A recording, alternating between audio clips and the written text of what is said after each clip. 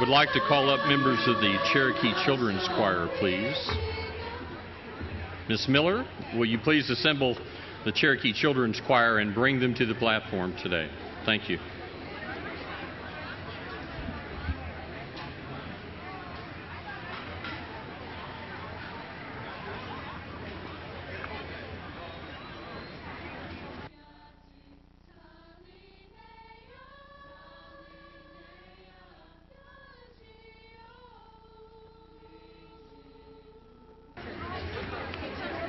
Well, who's going to come up and announce those, young lady? Will you do that?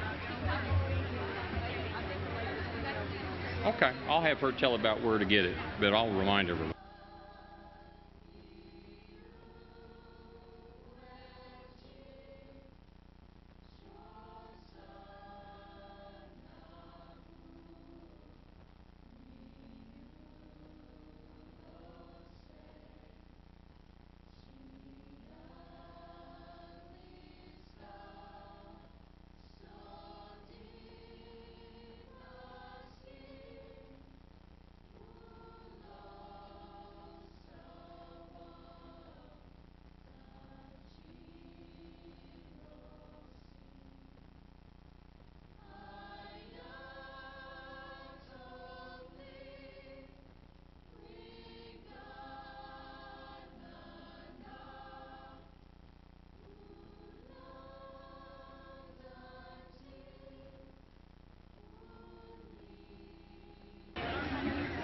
Ladies and gentlemen, as we begin our pre-program activities today, please welcome to our stage the Cherokee Children's Choir under the direction of Laura Miller.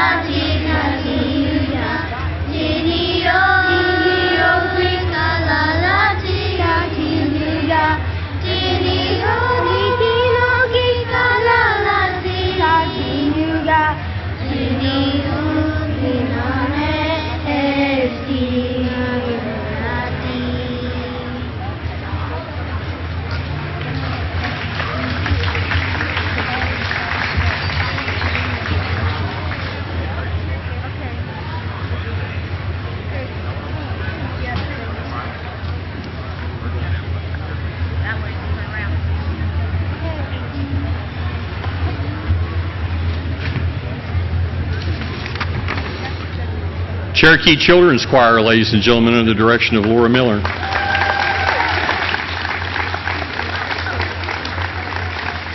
Today, as we prepare for these proceedings, I draw your attention to the symbolic icons placed here upon the platform.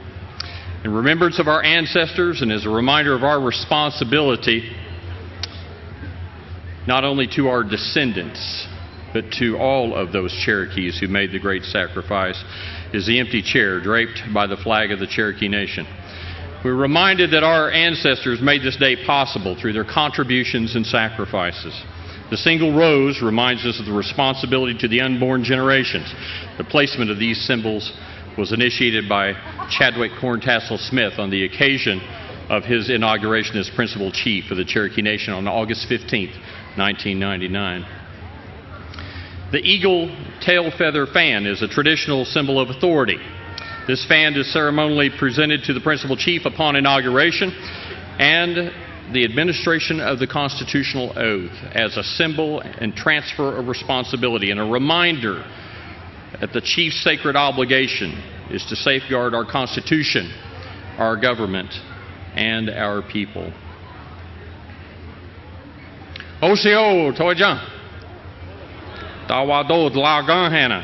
I am honored to be here today as I prepare to officiate these ceremonies on this historic square. Ladies and gentlemen, in just a moment I will ask you to stand as we prepare for the posting of the colors, singing of our national anthem, and also our invocation. Sergeant Stroud, will you and the Cherokee Nation Color Guard please post the colors?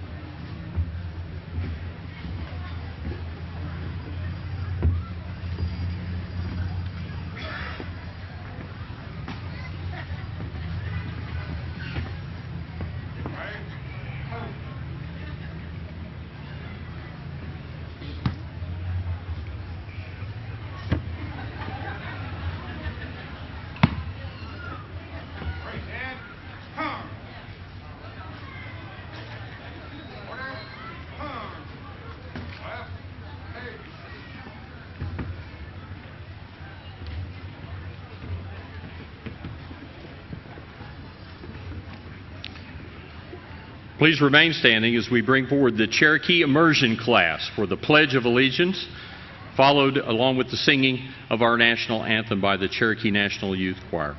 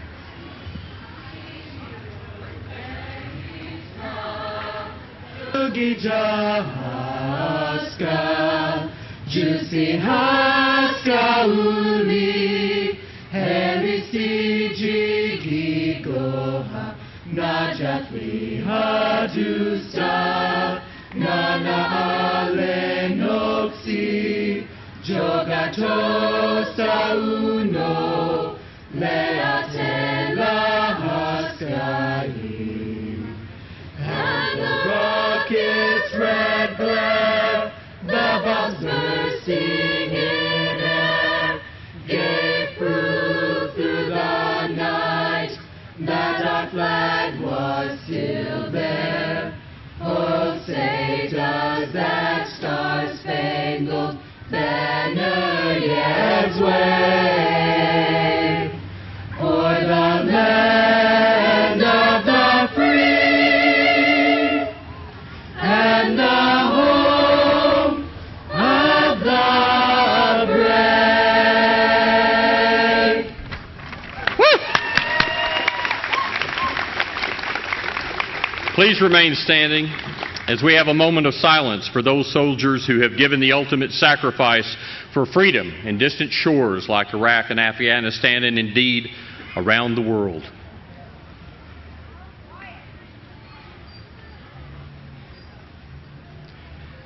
We seek the blessings and grace of the provider of all things. I ask Richard Duke Pickup to bring our invocation at this time. I'm sorry. Charlie Snell. Shell. Shell. Here we go, Charlie. Thank you for standing in for him. I'm better looking than Duke Pickup. Yes, you are. Let's bow our heads. Father, we want to thank you again this morning for your grace, for your goodness. We recognize you to be over all, and for that reason we look to you for guidance and leadership in all that we do. We continue to ask, Lord, that you lead and guide us in the direction that's going to benefit our people, Lord, and we pray that for our leaders, Cherokee Nation. We ask your blessings on all that's going to be done today, and be with each and every one that's going to be a participant in the program today. And we just ask again, Lord, that you look upon us with compassion, Lord, and look at our needs. And Father, we pray that you just reach down and touch those needs, reach down with all that you have, Lord, and we just pray that you continue to look upon us with pleasing eyes, Lord, that we might be doing those things that's going to be pleasing to you, Father. And we just ask as we go on with the program, we ask that you just be with each and every one. Ask again that you take over and bless. In Jesus' name we pray. Amen.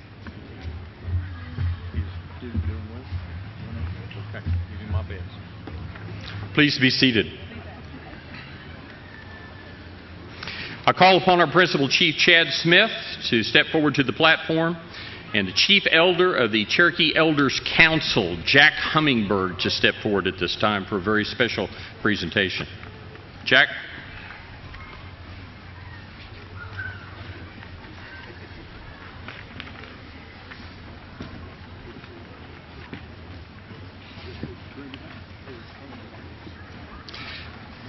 The flag of the Cherokee Nation was created in the late 1960s during the administration of Principal Chief W.W. Keeler. Today, that flag has returned to the Cherokee Nation. Jack Hummingbird, Chief Elder of the Cherokee Elders Council, has come forward to present this historic flag to Principal Chief Chad Smith as a gift to the Cherokee people.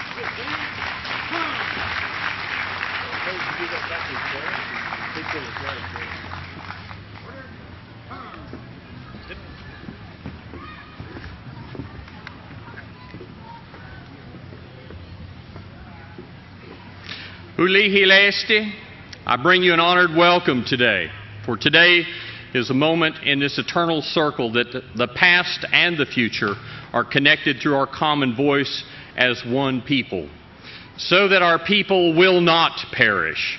Our vision is made manifest in the acts of daily living, the honoring of leadership, elected and lay, as they seek to bolster those who are and all that is Cherokee.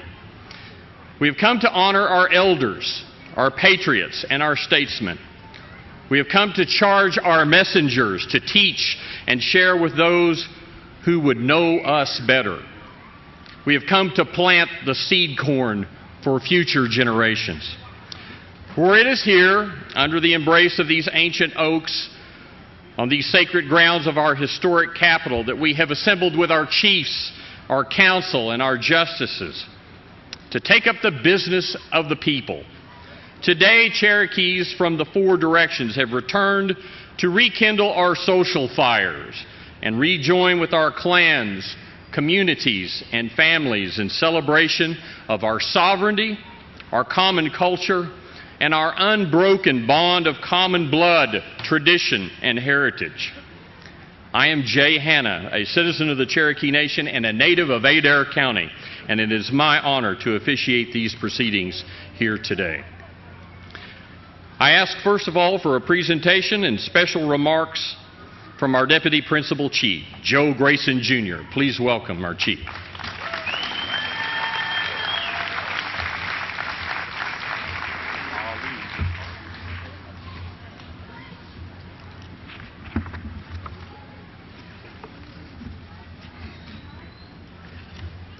Océan, Cherokee. Good morning, everyone, and welcome to the 56th Cherokee National Holiday. Our holiday is a time for enjoying traditional arts, competitions, and when we can visit with old friends. At 4 years old, I attended the first Cherokee holiday, and of course, I don't remember much. I am sure that the goodwill and friendly competition was just as apparent then as it is now. Don't we wish that our grandparents, our great-grandparents, and our parents could be here now to see how great the Cherokee holiday has become and how many people come home each year to be Cherokee and visit Cherokees and to speak Cherokees. Our ancestors had such perseverance and dignity. 50 years ago, my grandparents would come to the holiday and they would sit, visit, and have a cool drink. And we would visit with all of our friends and neighbors and all those people who came back to the Cherokee Nation. And 30 years ago, my parents would walk a few blocks to come here and do the same thing, to visit with Cherokees. Today, we are here and gathered to once again renew old friendships, to visit with friends, to speak Cherokee, and to be Cherokee. 30 years ago, or 20 years ago, my job here, I used to line up the parade. And back in those days, all we did was take a piece of chalk and go down and mark a number on the curb. And we didn't have cell phones. And what we did, we went to the north end of town, and if you had to change the parade lineup, you used a payphone at the north end of town, and you used to call the old payphone that was located right up here at the corner of the square. And you can see why. And back then we were worried because we had 40 entries, and we tried to line them up and keep them straight. And look how many entries we have today. Thanks to computers, knowledge, and technology, we still have a good parade. And that 20 years ago, my wife, Gwen, and I chaired the Cherokee holiday. It was honoring the Cherokee family.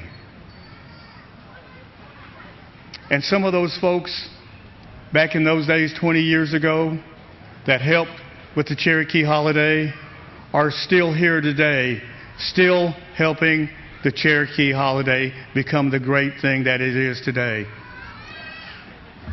People like Diane Kelly, Sandy and George Long, Charlie Soap, Pat Gwynn, and Sharon Wright, and Harley Buzzard, who is now a councilman, all worked during those early years to make sure that we had a good Cherokee holiday. And I want to express my appreciation to all the employees who work hard during the Cherokee Nation to make it, the Cherokee Nation holiday, to make it the success that it is. We thank you for your effort. Today, my brothers and nephews are at the cornstalk shoot, the blowgun shoot, and I am sure, like everyone else, most of my family is in Tahlequah. My cousins came from Chicago and California because they wanted to share the Cherokee holiday with their Cherokee family. Today, we are all cousins.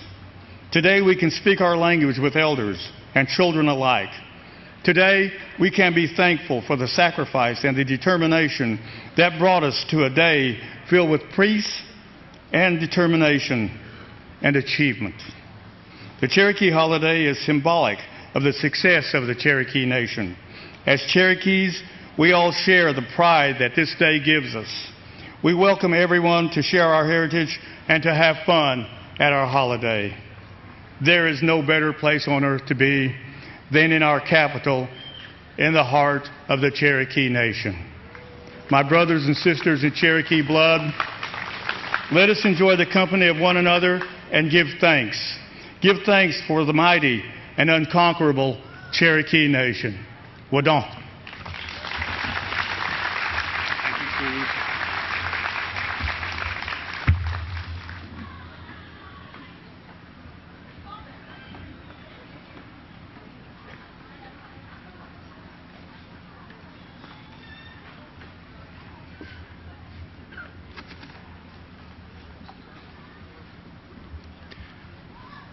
Bobby, you'll have to help me again. Is it the Dini Lawigi? Dini Lawigi, the Jalagi Dini Lawigi. Our tribal council, ladies and gentlemen, from District 1, Bill John Baker. There he is. Also from District 1, Tina Glory Jordan. District 2, Joe Crittenden. District 2, Jody Fishing Hawk. District 3, David W. Thornton Sr. Also from District 3, Janelle L. Fulbright. District 4, Don Garvin.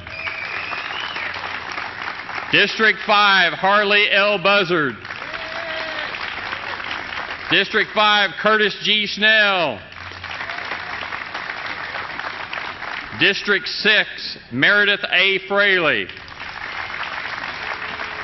Also of District 6, Chris Soap.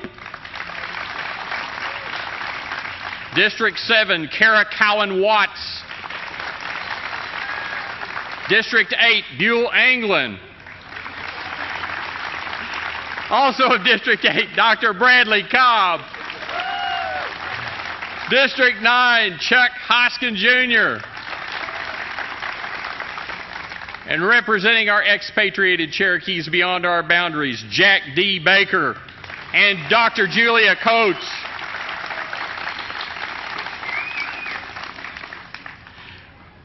The Cherokee Nation Supreme Court Justices are here with us today. Will they please stand? Chief Justice Darrell R. Matlock, Jr.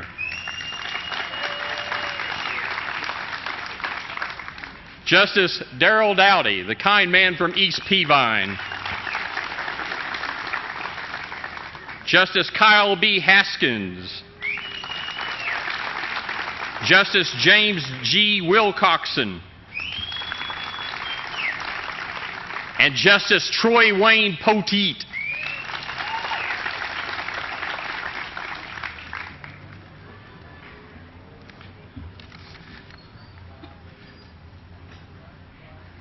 Leadership is not singularly relegated to the elected. Our nation is the beneficiary of numerous Cherokee citizens and associates who serve on 16 boards and commissions to assist in the management of our businesses and government. Will these servants of the people please stand as I call your commission and your board?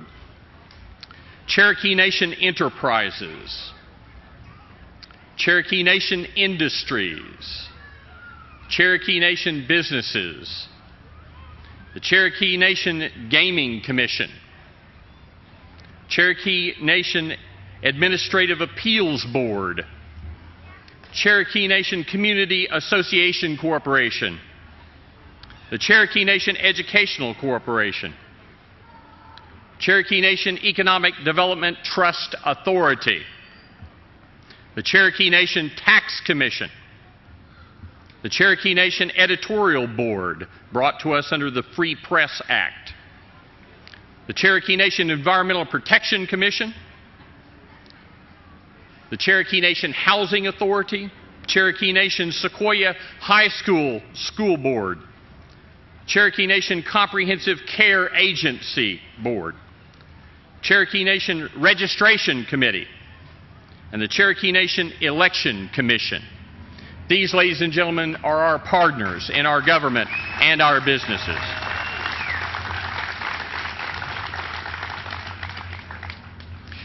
I'd also like to acknowledge at this time the Cherokee Youth Council. Their participation in our government helps to ensure that we have educated and dedicated leadership for generations to come. Our children are our future, and we encourage all Cherokee youth to participate and take advantage these leadership roles in helping to guide the Cherokee Nation. From District 1, Kinsey Shade and Corey Still. District 2, Christina Hanvey and Tierra Bird. District 3, John Brooks Jr. and Rule Shaver. District 4, J.C. Lowe. District 5, Jade Hanson and Courtney Teehee. District 6, Elizabeth Blackbear. And District 7, Danielle Culp.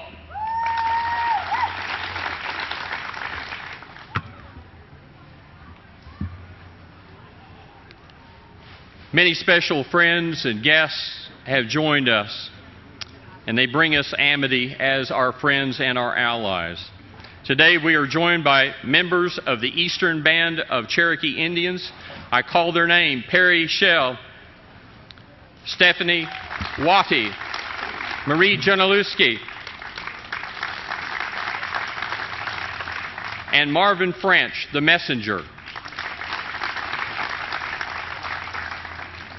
No stranger to us here in the Cherokee Nation, the Deputy Director of the U.S. Department of Interior, BIA Justice Services Department, Pat Ragsdale.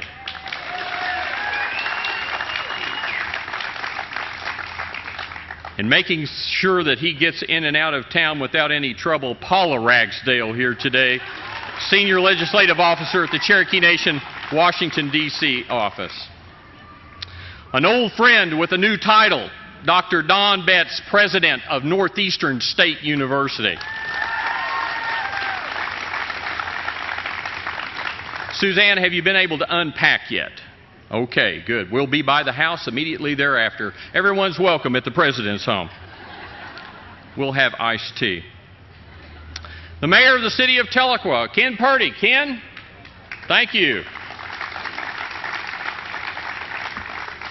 And our Oklahoma State Senator, Jim Wilson. Oklahoma State Representative Mike Brown. And we have been hosts this week to an intergovernment relations conference with Oklahoma's U.S. congressional and senatorial staff and administration. Thank you for your commitment to learn more of our common initiatives and your dedication to open communication between our governments. Those individuals that joined us today, once again, no stranger to the Cherokee Nation: Philip H. Viles, Chief of the Division of Capital Investment and Indian Energy and Economic Development at the United States Department of the Interior. Juanita Mulvin, also with the American Indian Veterans Office in Washington, D.C. Daniel Little, Government Affairs. Dr. Charles Grimm with the Indian Health Services. Glenn Lane, Oklahoma Health Care Authority. And Sidney Lee with the Southern Plains. Thank you all for being with us this week.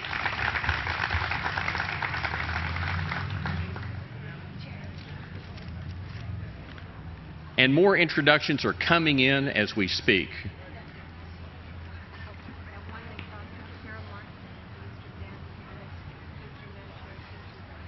Yes.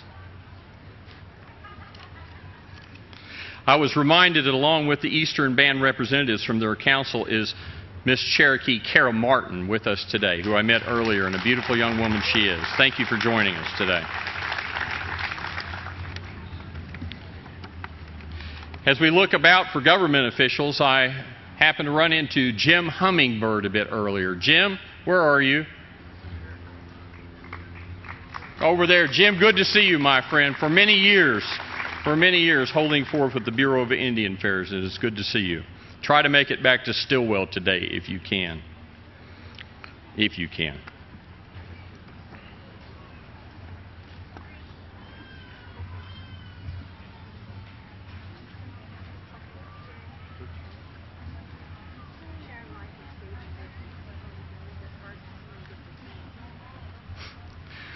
Well, I could introduce Butch Goings, who's also here. Butch with the Eastern Band. Thank you. But Butch, the truth is, I really needed to make this announcement first. And you know, I like the fact that all of these historic proceedings are recorded so that hundreds of years from now, Chief, people will look back and they'll say, that Jay Hanna almost looked organized. And when he received a note from the High Marshal of the Cherokee Nation, that would be Marshal Sharon Wright, of where? Adair County. Let's all say it together for a moment. It has a ring to it, doesn't it? Adair County. She'll tell you that there's a maroon Ford truck. Yes, there are, Marshal. There she is right there. And it has a tag on it, which means that it is not from Adair County. We think tags are optional over there. Is this a Jalagi or is this a Nashkina Yonega tag? What is it? It's a Yonega tag? Okay. This is a tag issued by the state of Oklahoma. And it is AJK 279. And it's parked out here in a place that it's C&I parking lot, and that's a sacred place for us. And so we wouldn't want a pickup truck to spoil the ambiance. Another good Cherokee word, Bobby. And it says on here, Marshal Wright tells us that it's running, that the windows are rolled up and the radio's playing, and there are cold drinks in the back of it, which have been seized by the Marshal's office. And if you want to see those, stop by the Marshal's office this afternoon. If you think you have a maroon Ford that's parked over there, you might ought to go take a look at it. It could be interesting for you. You think I should introduce Wilma Mankiller, don't you? Yeah. Well, I do too, because she is also from where? Adair County. All over the place. All over the place. Ladies and gentlemen, the kind woman from Mankiller Flats and our former principal chief of the Cherokee Nation, Wilma Mankiller.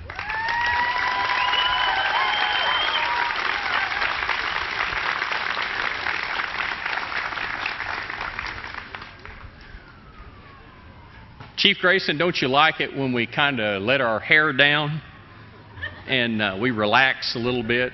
Not quite so... No, not quite that far. Okay. We won't let it down quite that far. It is good for family members to come home, though. And it's even more enjoyable when we have very special friends that join us. Today, we welcome and call to the stage a very special and honored guest to the Cherokee Nation. Phil Fontaine is the National Chief of the Assembly of First Nations that represents more than 630 First Nation communities in Canada.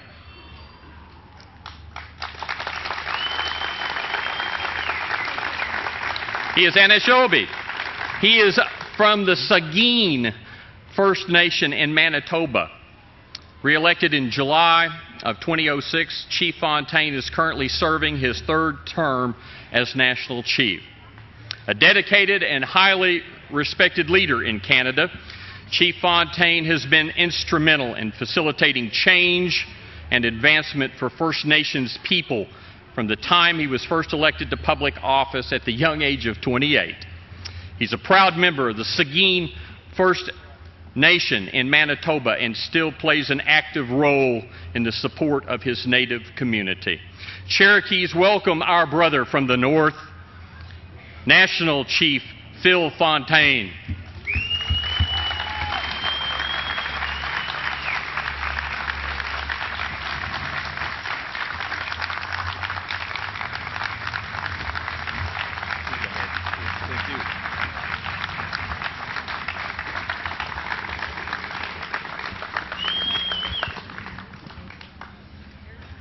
Thank you, Mr. Hanna, for just a wonderful introduction.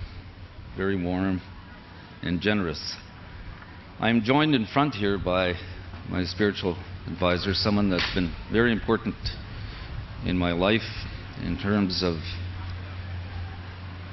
getting to know who we are as Ojibwe people, our cultures, our languages. Fred Kelly.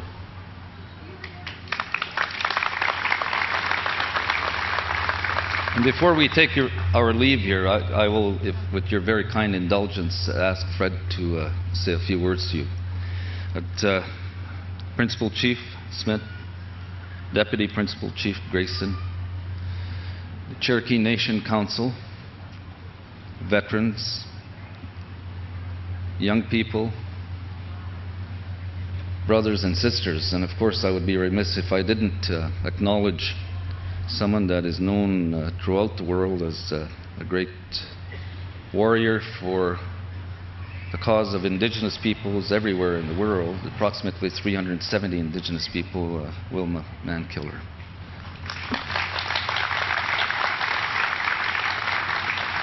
And I want to acknowledge your Eagle staff, your flag, and to say to you, all of you brothers and sisters, that I stand before you deeply honored to have been presented with this opportunity to be here and to speak to you about our common cause. I want to, of course, acknowledge with deepest appreciation your Principal Chief, Chief Smith, who kindly accepted an invitation that we extended to him some months ago to come and present to the chiefs in Assembly in Canada.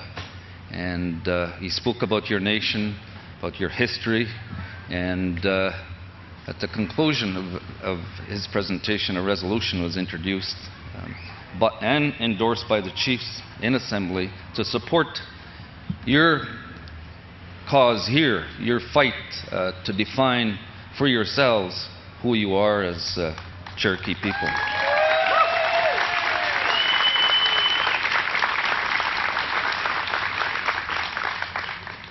It is clear to all of us here that we have common cause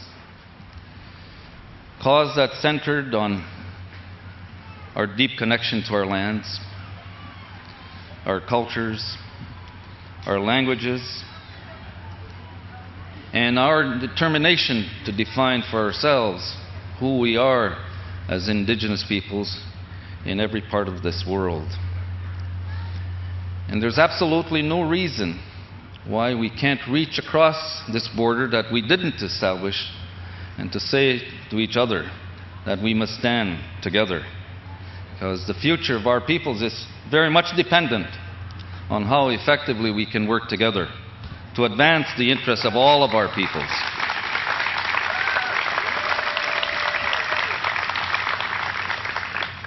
And I want to say to you that, as I said, we're so honored to be here.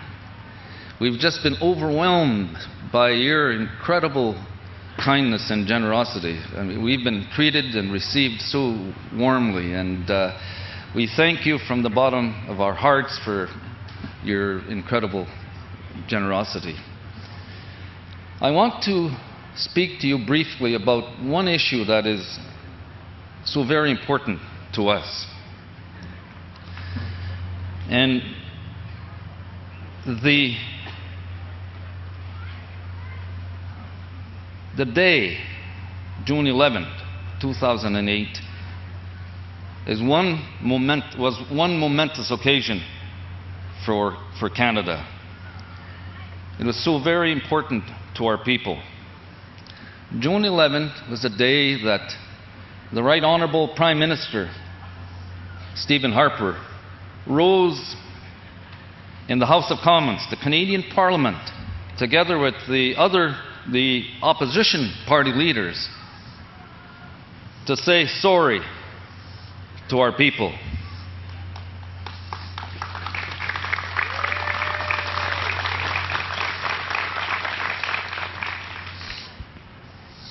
to accept full responsibility for what was done to so many innocent children, and to accept full responsibility for the tragic consequences that resulted from a policy that was enacted on the very floor where I spoke to Canada, to accept in my own right, but speaking with our own voice to the entire nation, to say, yes, we reach out to you, all Canadians, in a spirit of reconciliation so that we can heal our nation for what was done to our people. The residential school experience that in many ways was modeled on your own situation here, particularly the famous Carlisle Industrial School. Canadian officials came to your land here to study that experiment, the Carlisle Industrial School. When those officials returned to Canada to report to the Prime Minister, the then Prime Minister John A. Macdonald, they said, this is the way to go. This is the most effective way of ensuring that all Indigenous peoples in our land here can be assimilated. And so the Canadian government brought forward a policy that was designed to eradicate any sense of Indianness in our country. This policy was an assault on our languages and our cultures. It was a denial of our existence as the first peoples of our land. And this policy had tragic consequences. So many innocent children were harmed. Approximately 150,000 of our people, including Fred and I, that were survivors of this experience. Both Fred and I attended 10 years. I entered when I was 6. When I left the last of the 2 schools I attended, I was a young man of 16. We survived this experience, but not as whole people.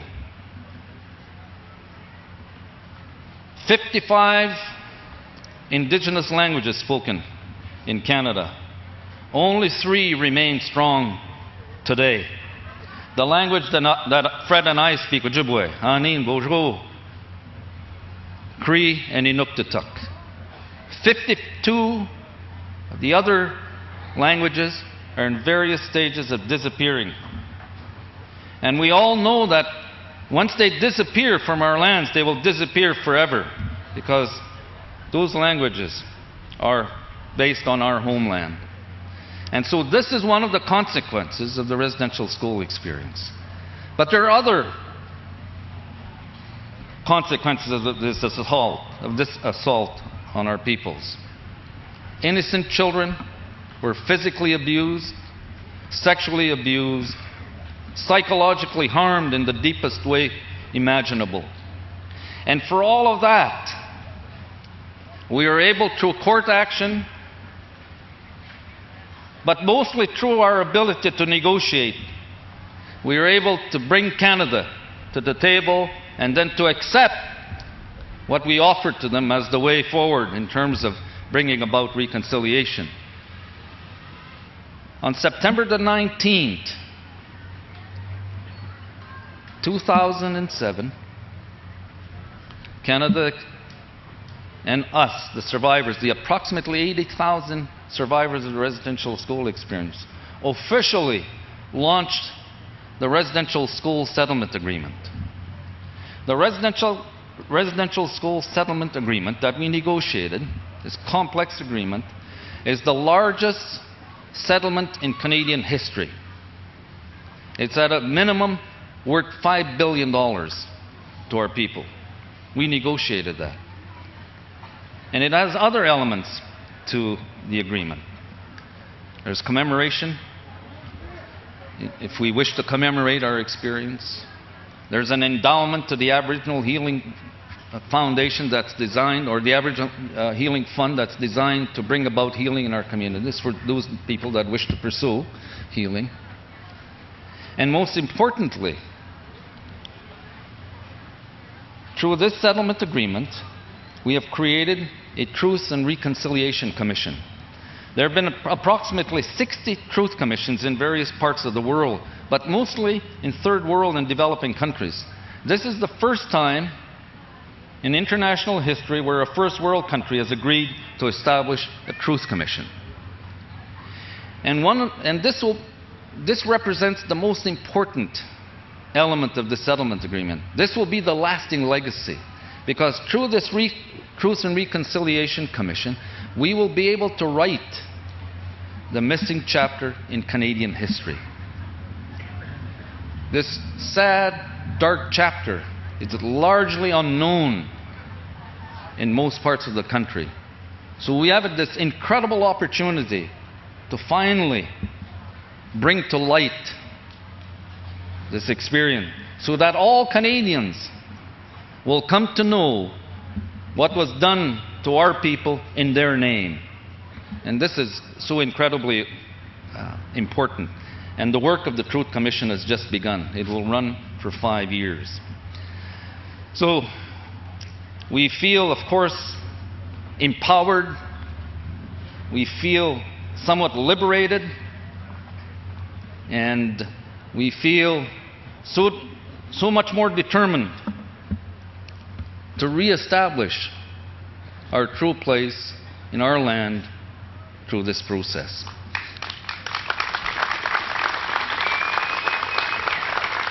So thank you. I wanted to share this with you. This is probably one of the most important developments at least in our recent history. Because for the very first time in 141 years, when Canada came to be as we know it, we were able to speak in the House of Commons, on the floor of the House of Commons, in our own right, in our own voice. And through our voice, we reached out to all Canadians. Right? As we do here today, as I said, to reach out to you because of our common cause, to work together with your principal chief, your deputy principal chief, your council, and your representative political organization, the National Congress of American Indians, our counterpart organization, to make absolutely certain that we will remain as strong as we need to be, representing ourselves, speaking in our own voice, in our own right, and always uppermost in our minds, our children. Thank you so much.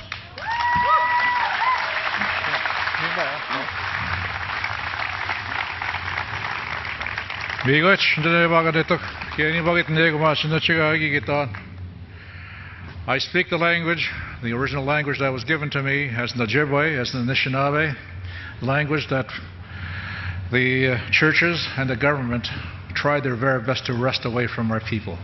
It's still alive, very strong and alive, in much the same way as the Cherokee culture and nation is still alive. Let's hear it for the Cherokee Nation and the beautiful people of that nation. Please rise.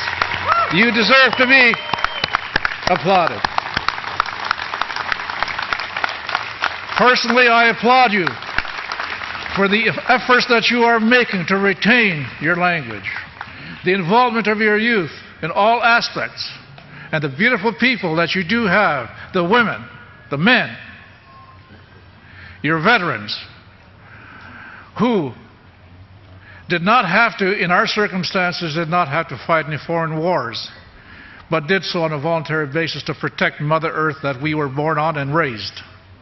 In testament of which my own brother fought in the Korean theater with the U.S. Marines.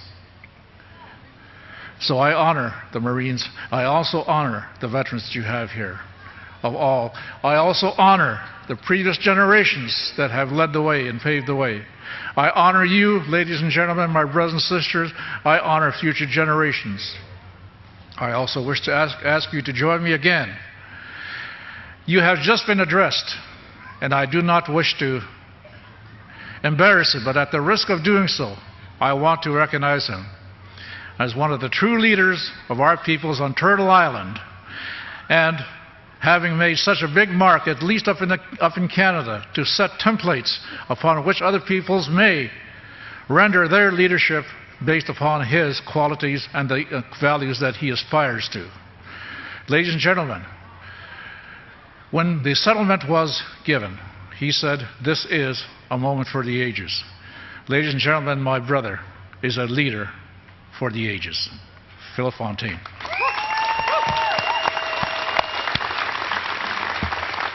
And it's not so ironic that I say this here on your sacred grounds, because you have a history of great leadership, none of which ranks any more and no less than the great leaderships of the world of the Cherokee Nation. And as I stand here before you today in respecting and paying homage to your generations, I ask you to join me in another round of applause as I share with you the fact that we rise from the distant past like the arching rainbow that arches into the distant future of our generations. And we stand under the colors of the traditional life that was given to us by the Creator and the values, if we will but listen and in the views of the beautiful colors of life that have been given to us. Let no conquest, let no foreign government ever change the fact that we are who we are, and we will be who we are, and we will always be what we were meant to be, the proud people of the Cherokee Nations and the First Nations of Turtle Island, now known as Canada. Miigwech.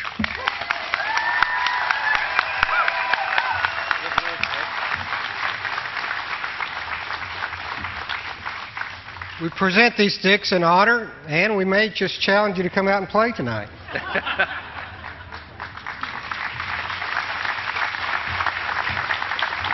Thank you, Principal Chief Smith. I would be remiss if I didn't echo the words of my spiritual advisor about your people, the very rich history you represent. As I said, we've just been so overwhelmed and treated so very, very well. And I want to acknowledge with deepest thanks and appreciation Stephanie and the Washington office of the Cherokee Nation for all what they were able to do for us. Thank you.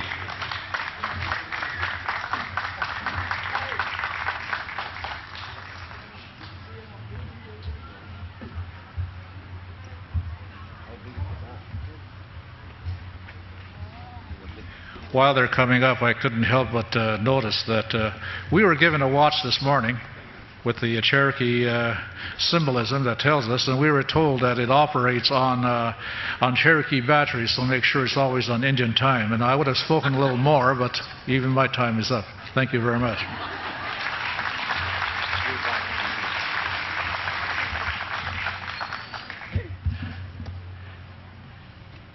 To sing Orphan Child in the Cherokee language, the combined voices of the Cherokee Immersion class, 2nd and 3rd grade, Cherokee Children's Choir, and the Cherokee National Youth Choir. Ladies and gentlemen, the voices of our young people.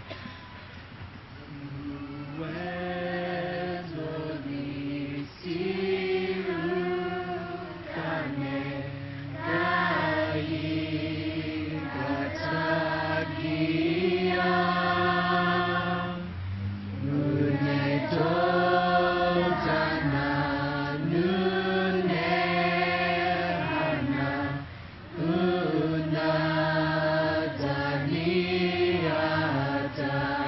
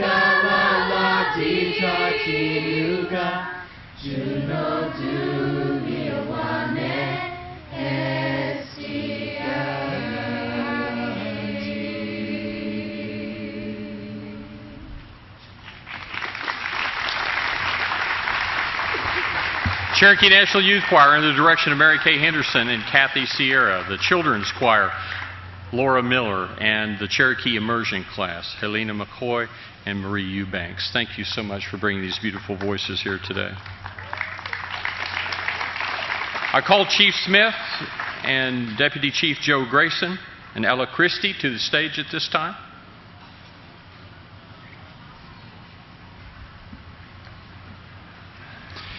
The theme of this year's celebration is simply stated, planting the seed corn for our children's future. There is no greater responsibility of any people, any government, any tribe, and indeed all of humanity than to look forward. Today our chiefs, Miss Christie, they extend symbolically to these children the seed corn of the future of the Cherokee people.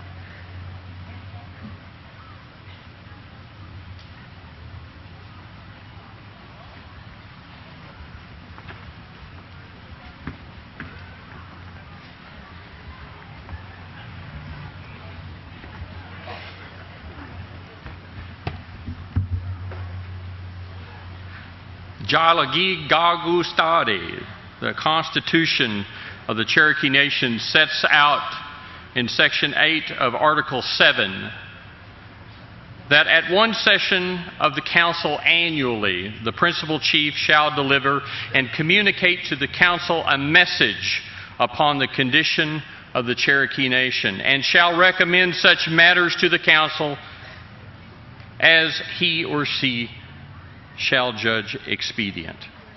Today, as citizens gathered in this great council, we simply ask, how stands the Cherokee Nation?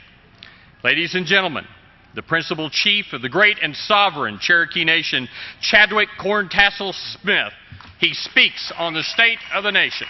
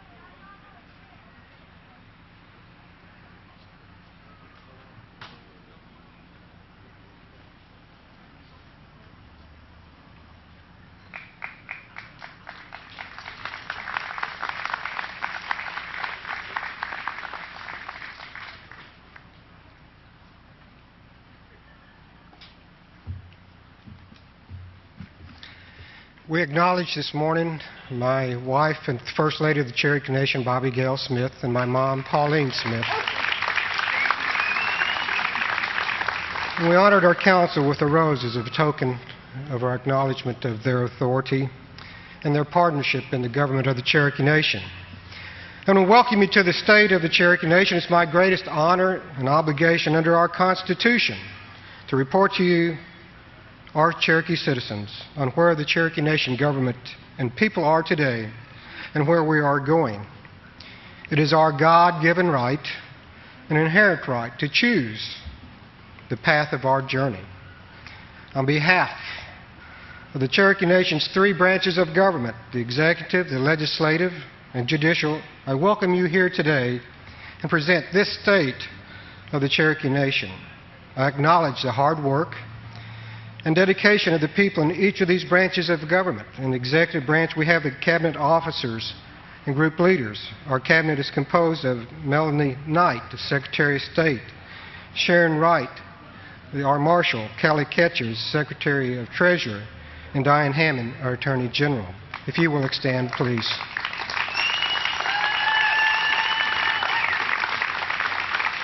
We also have an executive branch, executive officers called group leaders, and they lead each of our disciplines and have shown the success we've enjoyed over the last 8 years. Would you, group leaders, please stand and be acknowledged?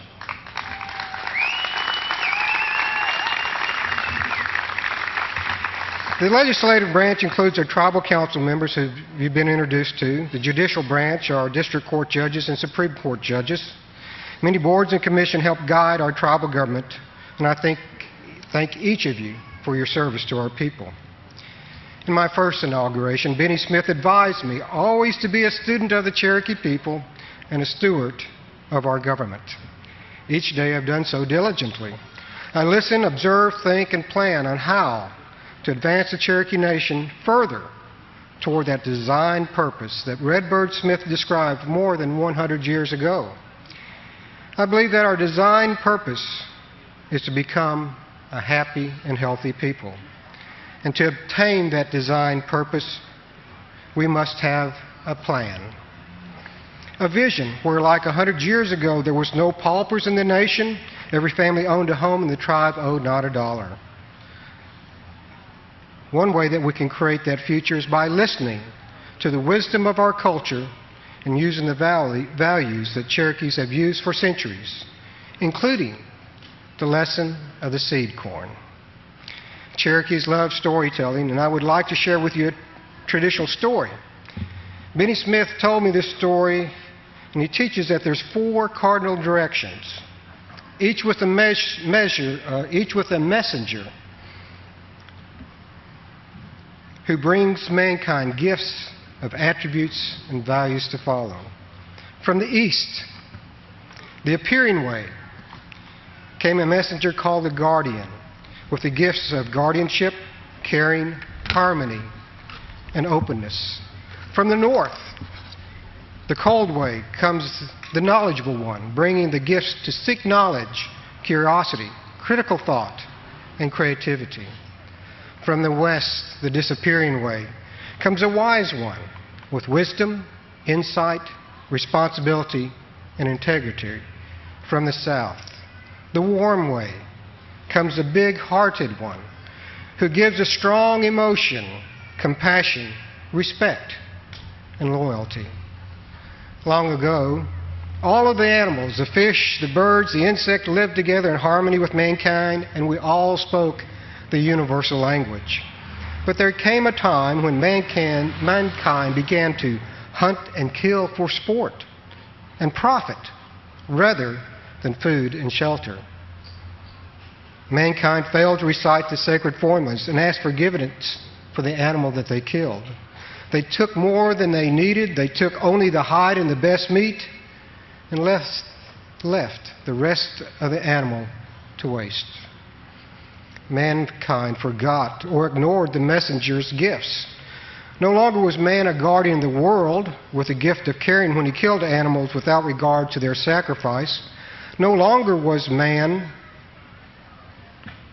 a man of knowledge with the gift of critical thought when he became greedy and killed indiscriminately.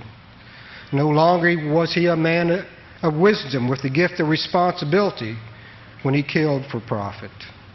No longer was he a man of passion with the gift of respect when he killed and not consumed the entire body of the animal. Man became abusive, thoughtless, short-sighted, and arrogant. In response, the animals held a council to discuss the ways to protect themselves from mankind. The animals decided that each one of them would create a disease as punishment that would afflict those who killed animals indiscriminately. The birds, insects, and smaller animals each complained about man's short-sightedness and arrogance, so each created a disease for each offense against the animals. Every disease known to mankind was created at this animal council, including cancer, mumps, measles, diphtheria, smallpox, diabetes, and heart disease. The plants who were friendly to man overheard this animal council. The plants believed that animals' planned of vengeance created imbalance. So each plant volunteered to give itself as a cure for each disease the animals created. If people did not know the proper plant to cure disease, the plant would appear to help the people when he called upon them. Another version of this story tells of one plant that was the exception and had no sympathy for mankind. It was a vine that ran across the ground. It was called Tanglefoot, because when man grew weak from their diseases, their steps would shuffle, and the vine would trip them. Soon man became afraid and looked down for the Tanglefoot and became suspicious of everything and everyone because they were only looking at their feet. They no longer looked up on the horizon or to each other or to the sky. They began to quarrel. Their hearts became hard. Their minds closed, and their spirits grew small. Rather than being strong and stepping over the Tanglefoot, they let their fear of it control them. The lesson of the origin of disease still applies today. Instead of diseases created by animals to punish man for his disrespect, many modern diseases have resulted from abuse, thoughtless, short-sighted, and arrogant behavior. Instead of mankind being the guardian with the gift of caring, domestic abuse and a neglect of elders has occurred. Instead of mankind being the knowledgeable ones, some have abandoned critical thought and surrendered their own thinking and emotion to mass media, musicians, mindless episodes of TV shows, and internet postings, without challenging the honesty and the common sense of them. Instead of mankind being the wise one with the gift of responsibility, many have been caught up by greed and commercialism, buying things that they don't need and getting into crushing debt. And instead of mankind being the reverent ones with the gift of respect, many have abandoned themselves to substance abuse.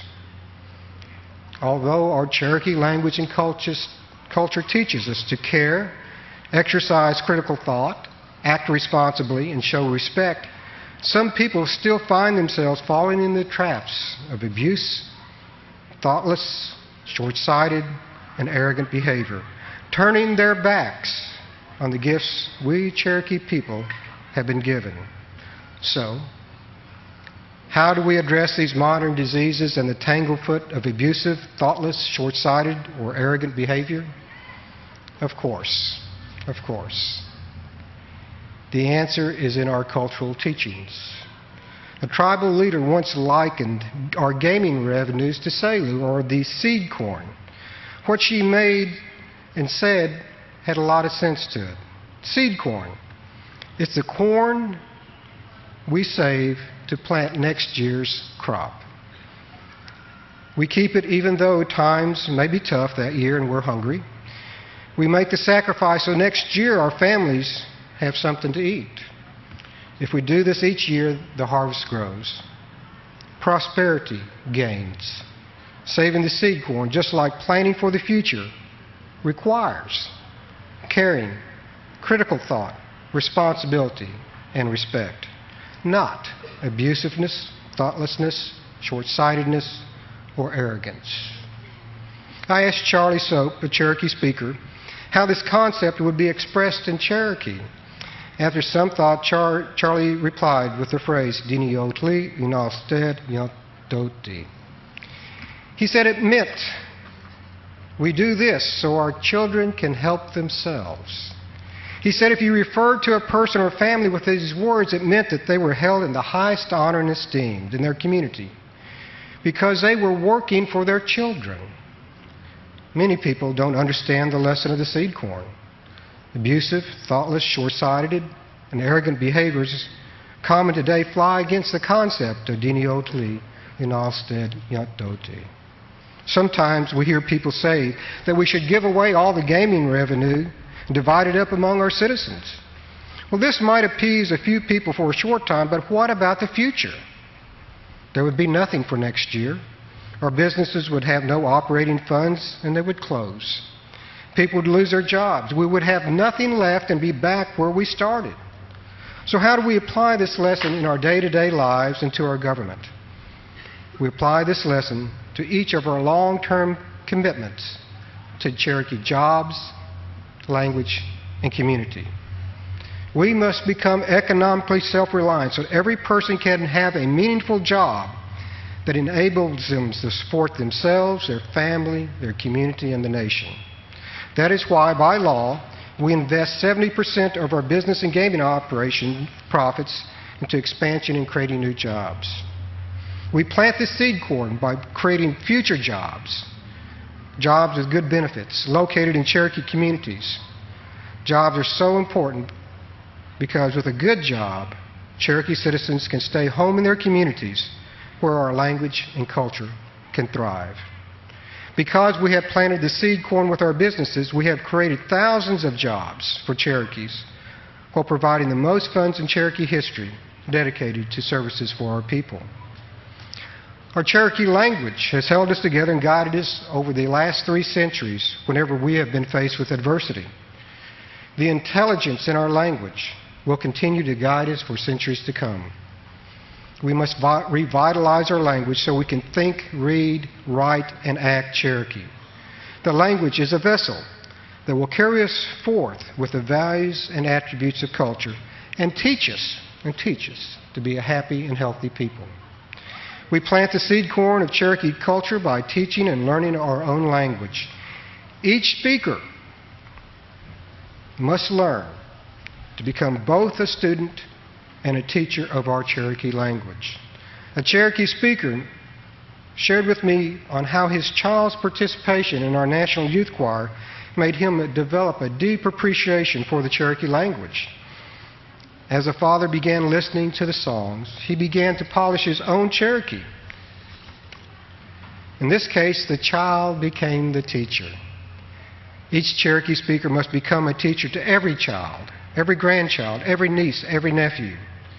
If they teach them, tell them, and support them in learning the language, Cherokee will soon be heard on every corner and every home again. The other day, I was trying to get out the phrase, Diniotli unalsted ilantoti, and I struggled with it. And afterward, a fluent speaker came up to me and said, "You know, I admire you for trying," laughing with me that I didn't get it quite right. But that's how you plant the seed corn. Encourage new speakers.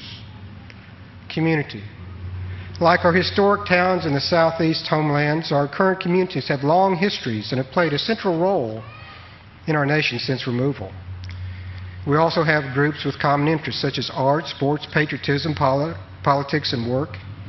We call these communities of interest. All these communities must work together toward a better future for our people. For Cherokees, we call this Gadugi. We plant the seed corn of Gadugi when we take the initiative and inspire others in the community. So what does it mean? It means we look after the elders in our community. We make sure their grass is cut, that their errands are run, that they know their neighbors care. It also means that we help our young people who are having a hard time, encourage them to stay in school and improve their lives.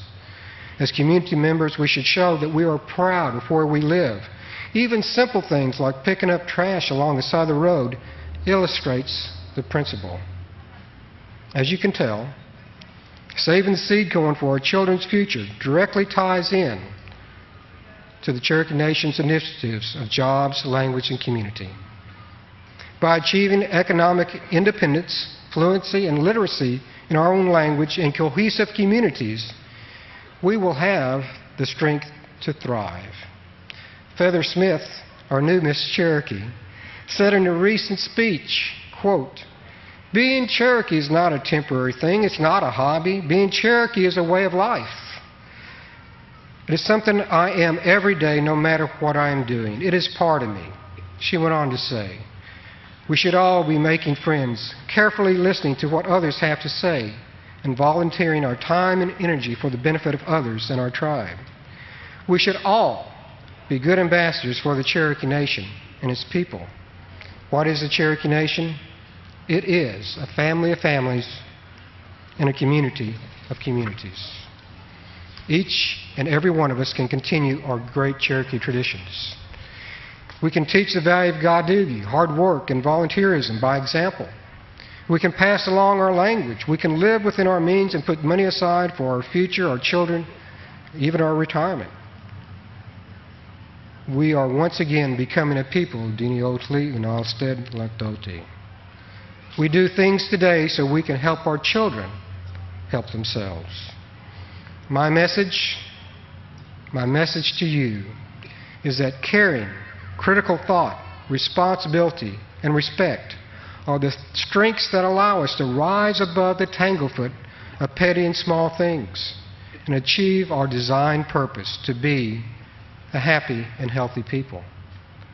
These are the attributes that will allow us and help us be making wise decisions so that future generations will benefit. These are the sound practices that will keep us strong enough to face and overcome our present and future challenges. These are the gifts from the four messengers. Let me update you on a challenge that we face. As you recall, descendants of freedmen filed a lawsuit against the Cherokee Nation several years ago to throw out 2 elections in which they did not vote. We hired lawyers to defend the case. Recently, the Federal Court of Appeals in Washington, D.C. dismissed the case against the Cherokee Nation because the court found that the Cherokee Nation had sovereign immunity from being sued. However, the court also found that the suit could proceed against officials of the nation under a legal fiction designed to avoid sovereign immunity. The same descendants of freedmen encouraged members of the Congressional Black Caucus, who now threaten to pass laws punishing the Cherokee Nation by terminating our federal relationship, cutting social service funding, and impounding our gaming revenues. I have visited with scores and scores of congressmen and senators and congressional administrative staff over the last year, giving them our side of the issue, that the Cherokee Nation and their people's vote to require Indian blood to be a citizen of the Cherokee Nation was fair, proper, equitable, and legal. We do have members of Congress of the highest integrity defending the Cherokee Nation. Members such as Congressman Tom Cole and Dan Bourne.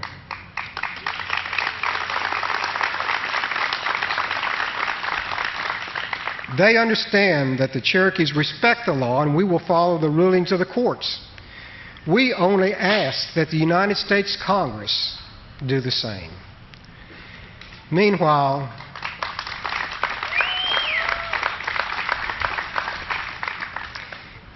300 descendants of freedmen appealed their disenrollment in the District Court of the Cherokee Nation. The court appointed the class an attorney, and the issues of whether descendants of freedmen have any tribal right to be a citizen of the Cherokee Nation will be decided there. We have resolutions of support from the National Congress of American Indians and Association of Tribal Governments in the United States, from dozens of regional tribal associations and individual tribes, and even from international Indian and indigenous associations. You have heard from Phil Fontaine, the head of the Assembly of First Nations, the Association of Tribal Governments in Canada. Without a second thought, they supported us when our sovereignty was challenged. Let's show our appreciation to them.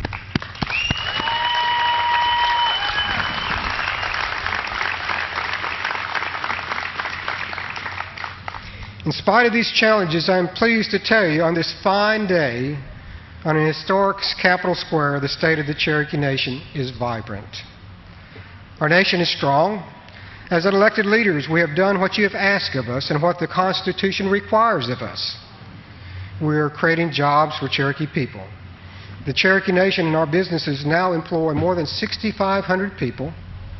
And when I talk to you next year, I fully expect that number to be more than 8,000. That's 5,000 more jobs than the Cherokee Nation provided just 8 years ago.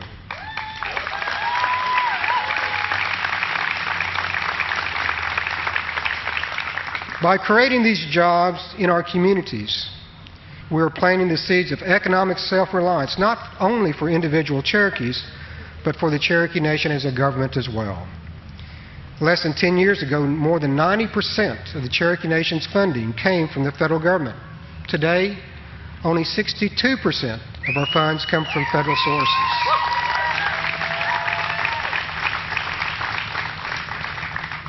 We have done our duty in preserving our language. Today, you have heard just a few of our young people singing in Cherokee. Every day, you can see a language revival happening not far from here at the Cherokee Nation's Immersion School. Children from the age of 3 to 3rd grade learn the same lessons that any other classroom student learns, except they do it in Cherokee. One visit to the classrooms makes us realize that if we can repeat that experience in other Cherokee communities, our language will survive for generations. The very language that was literally beaten out of some of our ancestors now flows freely from the mouth of future generations of Cherokee leaders.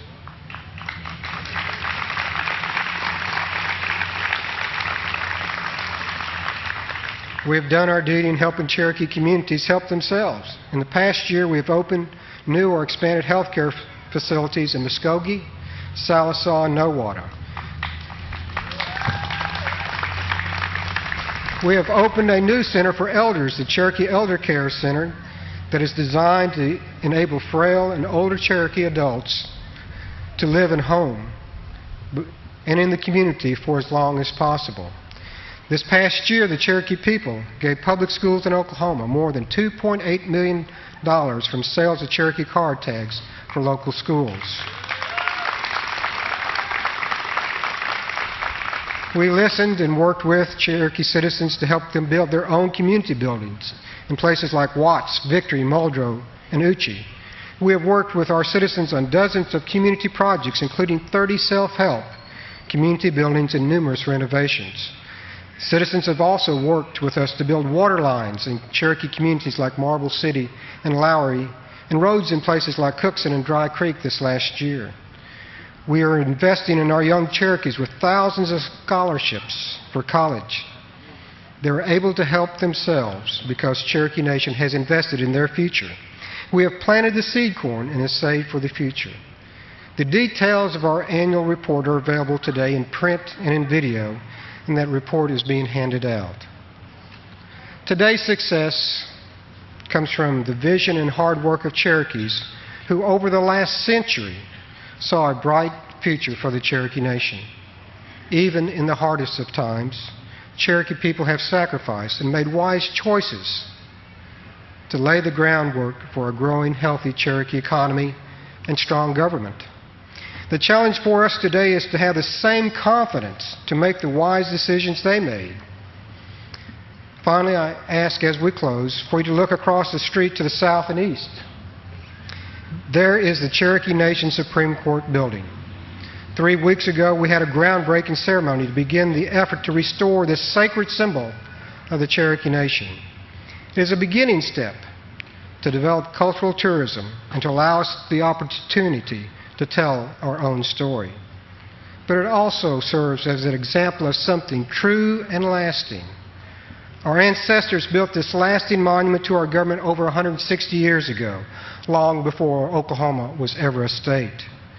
We have the privilege today, and I believe the obligation, to ensure that the Supreme Court building stands to inspire us far, far into the future.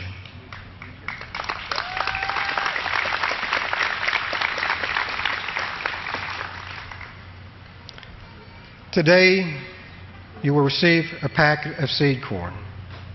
These packets contain a rare and blue-white corn for making flour that many believe came with us on the Trail of Tears.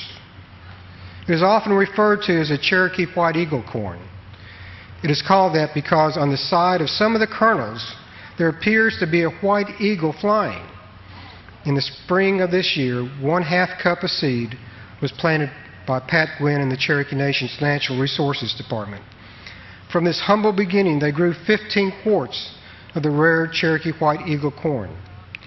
You will hold in your hand the literal and symbolic seed corn of the Cherokee Nation. Please take this seed corn home. Plant it in a place that is important to you, a place with good soil. Nurture it, harvest it, share it with your family and community, and save some back for next year to plant for our future. And I ask each of you to come back here next year with an ear of corn from that seed corn. Put it on this podium to show that the future has never been brighter. Perhaps within our lifetime, this eagle Cherokee white corn will adorn every part of the Cherokee Nation and every home to remind us that we need to plant the seed corn in our own personal and tribal lives, and to remind us not only of the past, but also our future as a happy and healthy people. Do this so future generations will hold us in the highest honor and esteem. We will have passed on the great Cherokee legacy. They will say of us, Diniotli Unalsted Lantoti. They did this so our children could help themselves. Wado.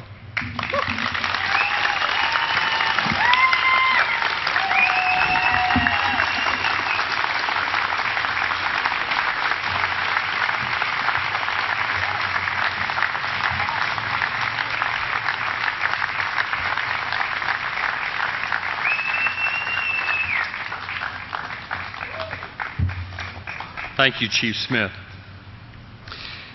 As we prepare for the passing of the Miss Cherokee crown, Chief Smith, once again, will you please come to the stage? Bring the First Lady, Bobby Smith, and a former Miss Cherokee to the stage as well.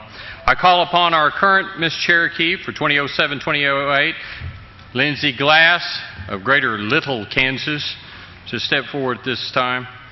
And I would ask for our contestants who have competed this year to step forward as I call their names. Danielle Culp, 18 years old, from Claremore, a freshman at Northeastern State University and Junior Miss Cherokee 2006-07. Elisa Fields, 18 years old, from Locust Grove, a freshman at Northeastern State University, the major in medical sciences. Jana Henry, 19 years old, from Salina, attending Northeastern Technology Center, LPN program. Please come on stage, ladies. Please come on stage. Shabrice Ray, 19 years old, from Westville, will be attending Northeastern State University and the Strawberry Festival Queen of 2007-08. Kenzie Shade, 20 years old, from Briggs, attending Northeastern State University, a major in mass communications, and Junior Miss Cherokee 2005-06. Feather Smith, 18 years old, from Tahlequah, freshman at Northeastern State University, a major in zoology, and a Gates Millennium Scholarship winner. And Courtney Teehee, 18 years old, from Jay, freshman at Northeastern State University, serving on the Cherokee National Youth Council.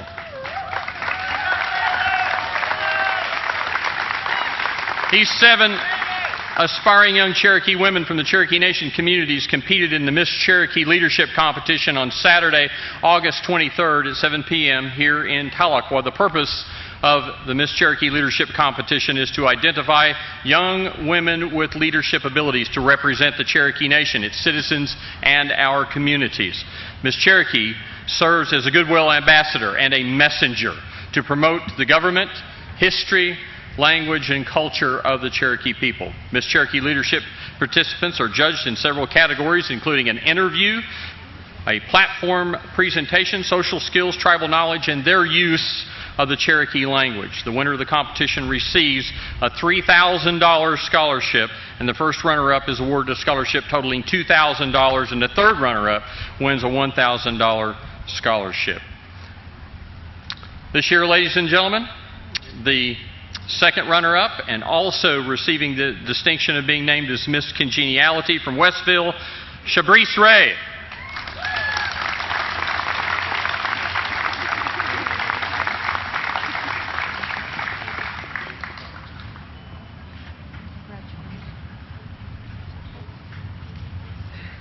Our first runner-up this year was Kinsey Shade from Briggs.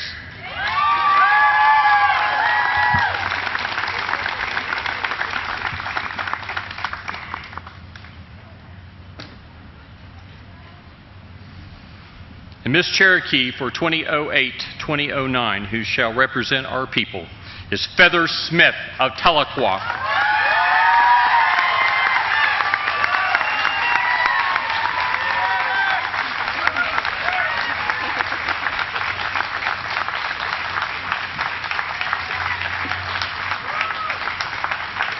Feather Smith is the daughter of Rex and Marie Smith of Tahlequah. She's majoring in zoology at Northeastern State University. Feather is a Cherokee storyteller and enjoys making traditional crafts and playing traditional games such as stickball. She has served as a community volunteer, a member of the Cherokee National Youth Choir, and as 2007-2008 Junior Miss Cherokee. Feather was a recipient of the Gates Millennium Scholarship Award and other academic awards. She was active in numerous student organizations, and she is Miss Cherokee.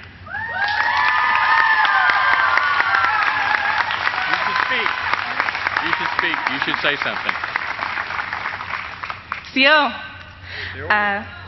I'm excited to be here today. I'd like to thank everybody for this opportunity who made this possible. I'm really excited to start off this year, and I hope to make you all proud. Hope to represent you well.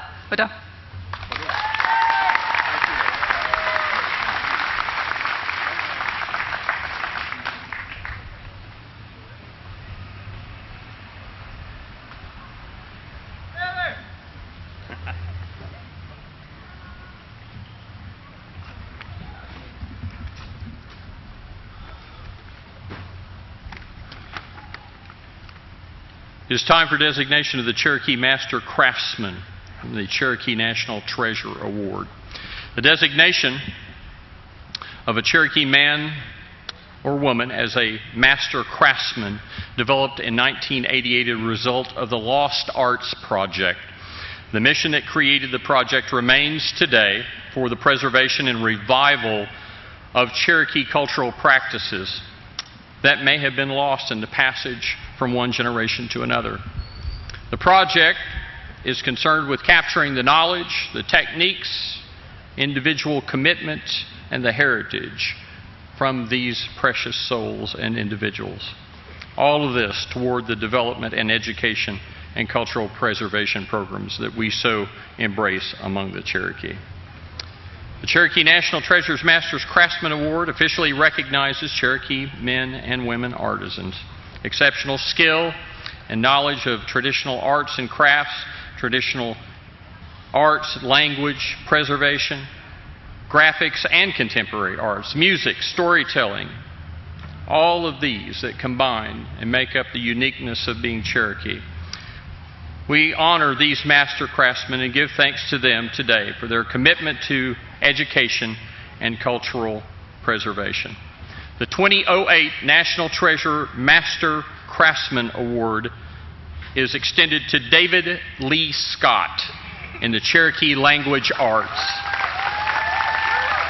David grew up in Rocky Mountain community with Cherokee as his first language, and through the years David has committed himself to keeping the language alive. David has always demonstrated pride in the Cherokee language through diligently continuing its use and helping others learn the language in both formal and informal settings. He has proven his skills and talents as a lifelong promoter and teacher of the Cherokee language to our people through many venues, as a translator, editor, educator, a radio announcer, language advisor, and as a repository of all that is the Cherokee language. By incorporating the ancient language handed down by our ancestors with contemporary thought, expression, and technology, David has played an instrumental role in developing groundbreaking ideology and methodology that can be put to use to reach many generations through the art of our own Cherokee language. Ladies and gentlemen, the 2008 National Treasure Master Craftsman, extended in the Cherokee language arts, David Lee Scott.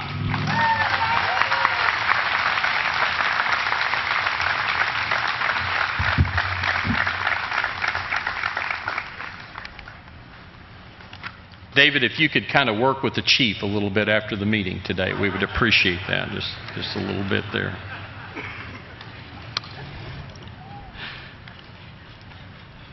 Cherokee communities have been uplifted by the concept of us coming together.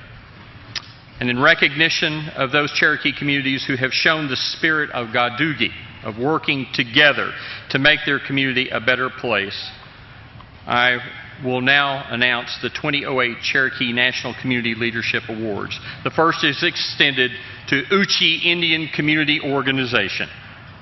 Cullis Buck steps forward to receive the award for those in Chewy.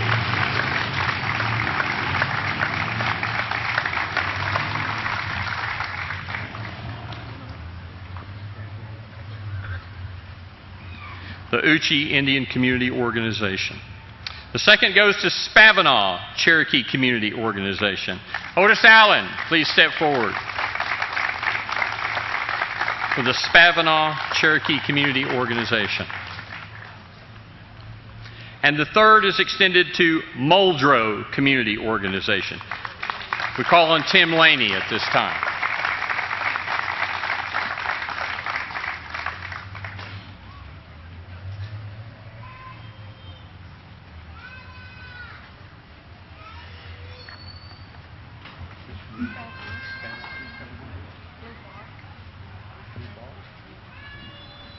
Lou Bark from Spavinaw joins us here.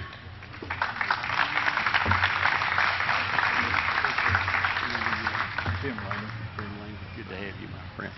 Ladies and gentlemen, once again, our three communities receiving the Leadership Award, Uchi, Spavinaw, and Muldrow. Thank you very much.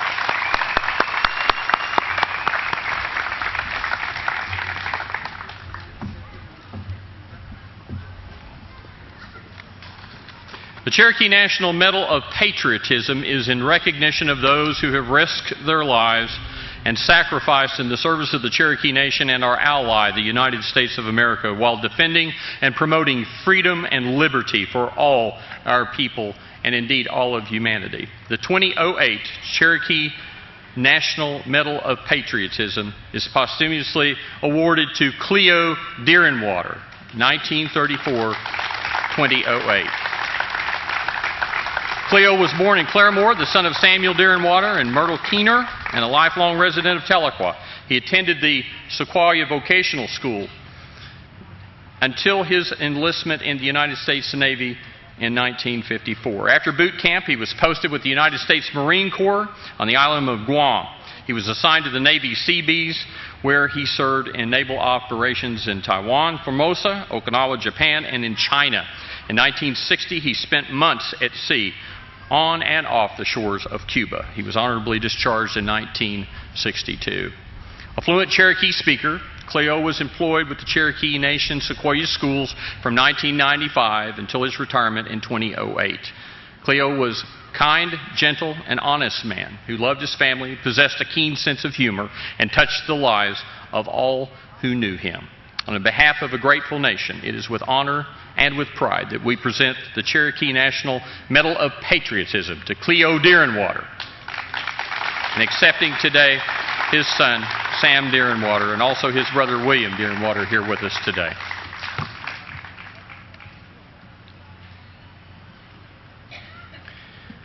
The 2008 Cherokee National Statesmanship Award, in recognition of those who in their role as public servants have acted with respect, dignity, and graciousness toward their fellow Cherokees at all times.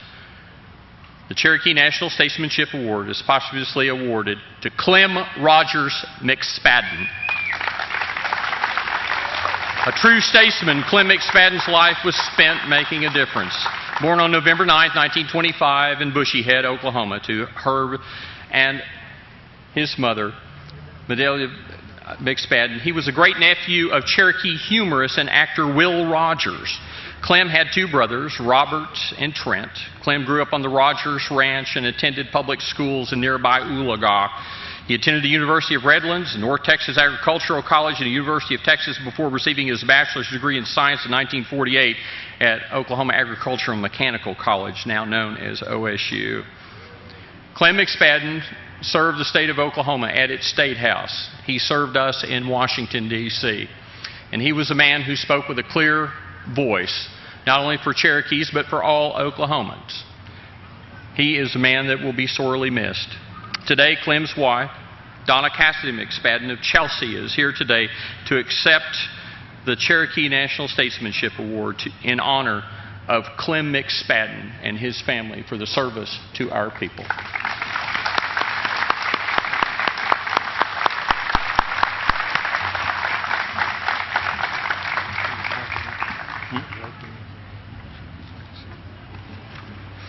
Now, if Clem McSpadden were here, he would pull me aside.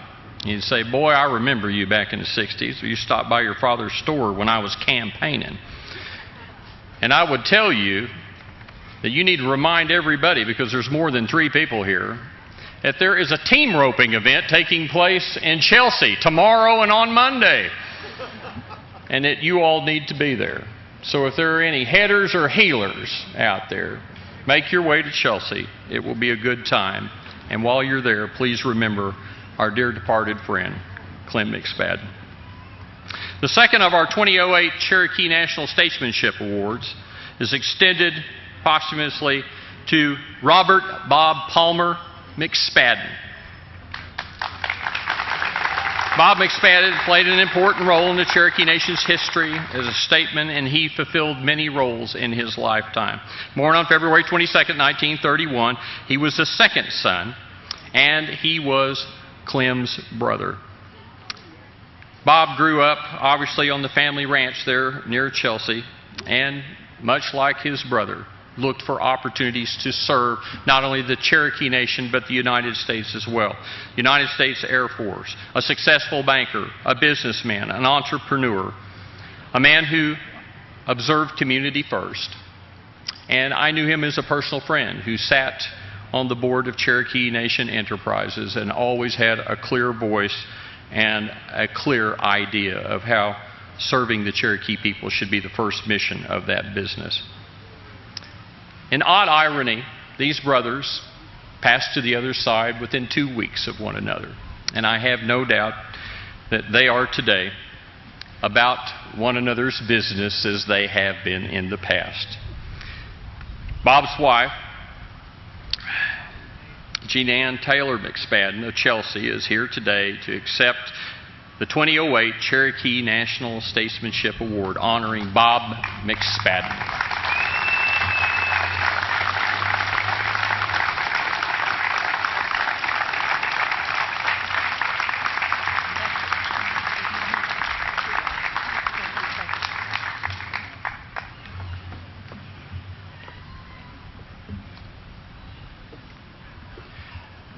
Call upon the Cherokee National Youth Choir. Bring our closing song for today.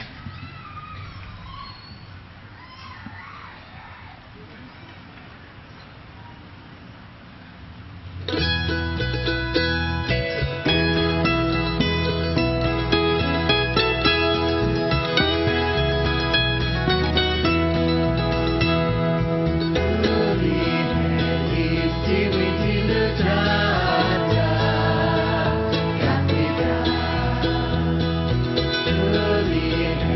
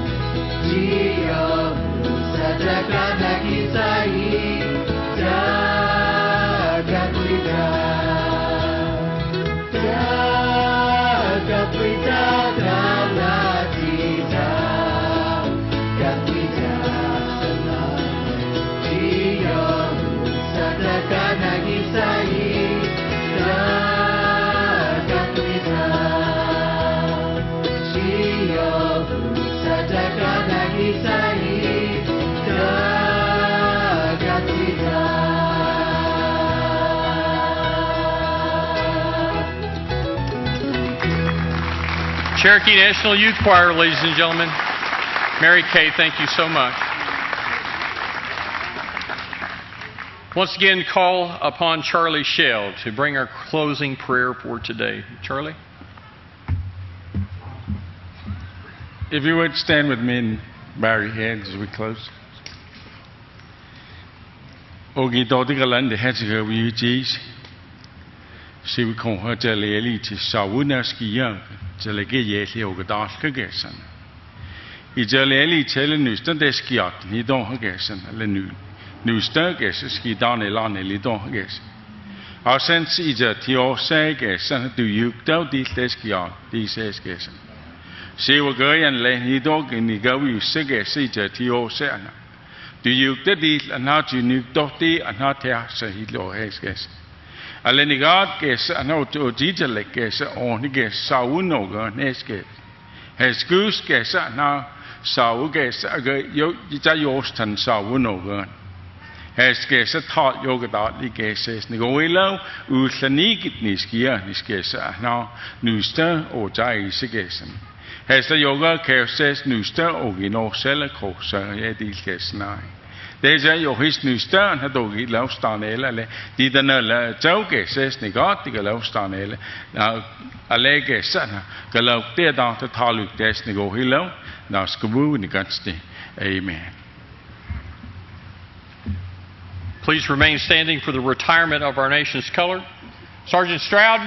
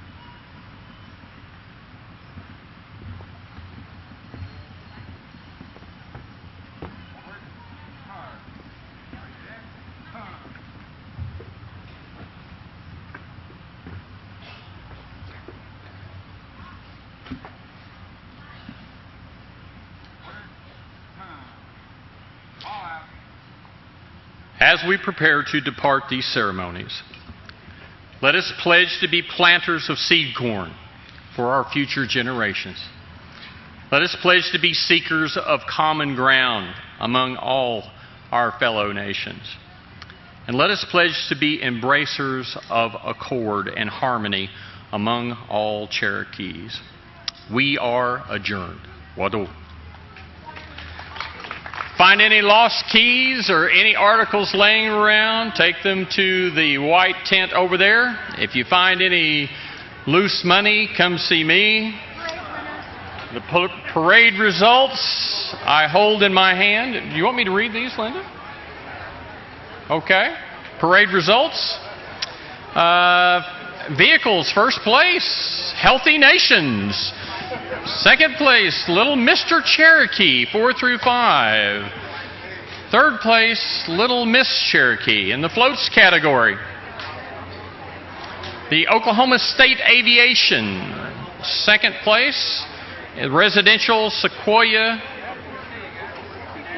And in third place, the Cherokee Nation Powwow Head Staff. In the marching units, Bacone College, the Northeastern State University Riverhawks, Stillwell High School Band. In business and civic, Cherokee Nation Enterprises, Cherokee Nation Industries, Steely Baptist Church. And in the Gadugi category, Cherokee Nation Health, Cherokee Nation Support Enforcement, and the Three Rivers Health Center. They may pick up their awards today at Career Services at the Tribal Complex. Di Dayolehan Dagalaneska. I met you at Mount Honey. Yes, you did. I recognize your face. I'm going to meet this man. I came all the way up here.